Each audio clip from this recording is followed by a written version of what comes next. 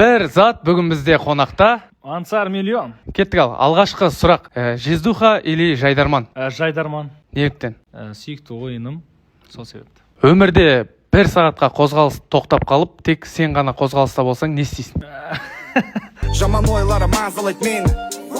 Өте күшті сұрақ. Негізі көбісінің ойы арам ойға кетеді ғой. Банктонау. Қолың жетпей жүрген қызға барады деген сияқты ғой, короче. Жоқ, маған қолым жетпейтін қыздар жоқ қой, просто. Ой, бәлә. Ой, не болып кетті өзі. Ондай болмайды ғой. Болмайды ғой. Болып қалса. Болмайды ғой, мен білемін ғой. Болса баяғыдан бері болатын еді ғой. Сөйлемді жалғастыр. Егер де мен Человек-паук болсам? Мен Человек-паук болсам, Қожатоғайға бармайтын едім. Ояқта бейт пыцық-пыцық етіп жүре алмайсың. Жерде жүресің. Қожатоғайлықтарға сәлем. Мансардан бір цитата. Күлме досқа келер басқа. Ол мақал ма? Кез келген әнді поэзия қылып орындап берсеңіз. Ауырмайды жүрек, ауырмайды жүрек болмаса. Соңғы оқыған кітабың? Соңғы рет кітап оқымадым. Үйдегілер Мансарда қалай еркелетеді? Манион деп айтады. Неден шыққан ол? Еркелеткісі келген, соған дейін жеткем ғой, манион дегенге дейін.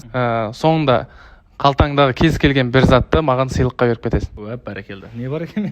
Манионнан керемет чехол, сіздермен бірге болған Мансар. Өте өкінішті чехол кетті.